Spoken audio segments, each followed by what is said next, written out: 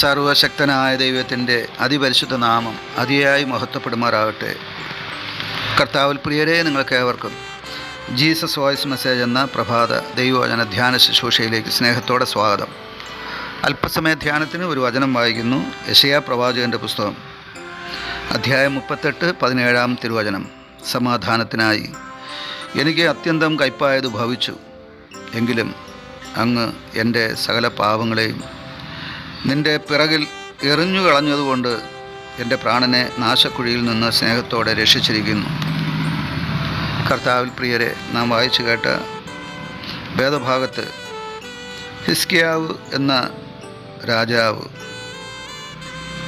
മരിക്കത്തക്ക രോഗം പിടിച്ച് മരണശയ്യയിലായിരുന്നപ്പോൾ യെശയ്യാ പ്രവാചകൻ അദ്ദേഹത്തിൻ്റെ അടുക്കൽ ചെന്ന് പറയുന്ന ഒരു സന്ദേശം: നീ നിൻ്റെ ഗൃഹകാര്യം ക്രമത്തിലാക്കണം, കാരണം മരണം നിന്നെ സമീപിച്ചിരിക്കുകയാണ്. ഇത് പറഞ്ഞപ്പോൾ അദ്ദേഹം മാനസികമായും ഹൃദയവേദനയാലും തകരുവാനിടയായി. അദ്ദേഹം മുഖം ചുവരിൻ്റെ നേരെ തിരിച്ച് പൊട്ടിക്കരഞ്ഞ് ദൈവത്തോട് പ്രാർത്ഥിച്ചു.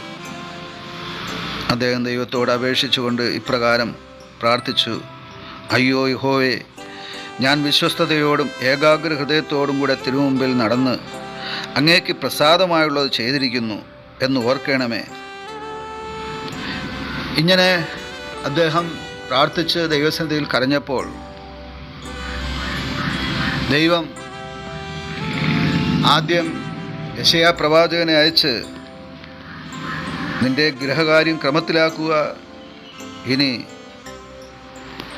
നീ രക്ഷപ്പെടുകയില്ല, സൗഖ്യം പ്രാപിക്കുകയില്ല, നീ മരിച്ചു പോകുമെന്ന് പറയാൻ പറഞ്ഞ അതേ പ്രവാചകനെ തന്നെ ദൈവം വീണ്ടും അയച്ച് ഇപ്രകാരം പറയിപ്പിച്ചു: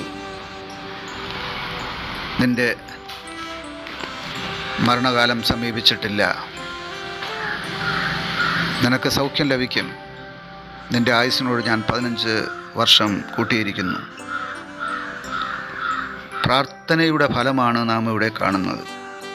ഒരു രാജാവ്, ഒരു മനുഷ്യൻ മാരകരോഗത്താൽ പീഡിതനായി മരണശയ്യയിലായിരിക്കുമ്പോൾ ഒരു പ്രവാചകൻ പോലും വന്ന് ദൈവത്തിൻ്റെ അരുളപ്പാടായി നീ മരിച്ചു പോകുമെന്ന് പറഞ്ഞ സ്ഥാനത്ത് അദ്ദേഹം ദൈവസന്നിധിയിൽ പൊട്ടിക്കരഞ്ഞ് ദൈവത്തോട് പ്രാർത്ഥിക്കുമ്പോൾ ഇതാ പ്രാർത്ഥനയ്ക്കുത്തരമായി ദൈവം സൗഖ്യവും ആശ്വാസവും വിടുതലും 15 വർഷം ആയുസ്സിനോട് നീട്ടിക്കൊടുക്കുകയും ചെയ്യുന്നു. ഇവിടെ നാം വായിച്ചു കേട്ട വേദഭാഗത്ത് അദ്ദേഹം കഴിഞ്ഞ നാളുകളിൽ ആ വേദനയുടെ, ശോധനയുടെ, പരീക്ഷയുടെ നാളുകളിൽ അനുഭവിച്ച അനുഭവങ്ങളെ അയവിറക്കുകയാണ്. എനിക്ക് സംഭവിച്ചത് എനിക്ക് കഷ്ടതയായിരുന്നു, കയ്പായിരുന്നു, അതെല്ലാം എൻ്റെ പാപത്തിൻ്റെ അനന്തരഫലമായിരുന്നു. ആ പാപങ്ങളെയൊക്കെ ദൈവം തൻ്റെ പിറകിലേക്ക് എറിഞ്ഞുകൊണ്ട് എനിക്ക് പാപക്ഷ നൽകി, എനിക്ക് രക്ഷ നൽകിയിരിക്കുന്നു.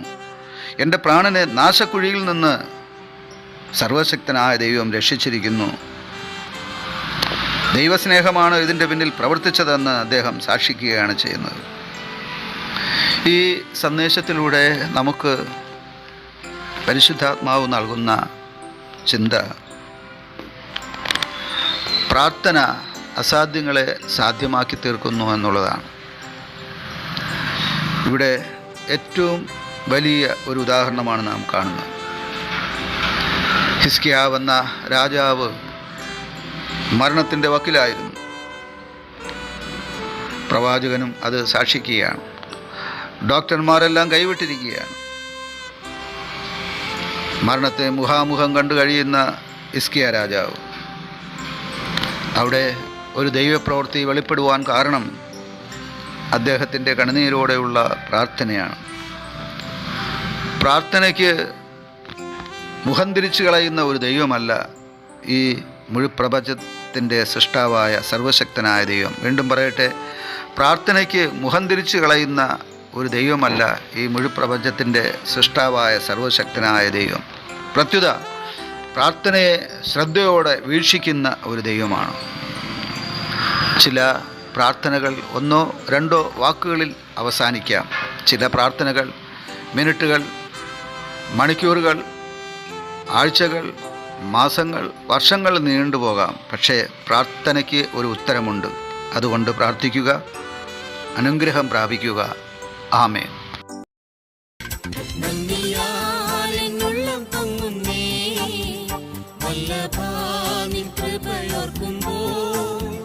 വർണ്ണിച്ചിടാൻ സാധ്യമല്ലത് എൻ ജീവിതത്തിൽ ചെയ്ത ക്രിയകൾ. വർണ്ണിച്ചിടാൻ സാധ്യമല്ലത് എൻ ജീവിതത്തിൽ ചെയ്ത ക്രിയകൾ.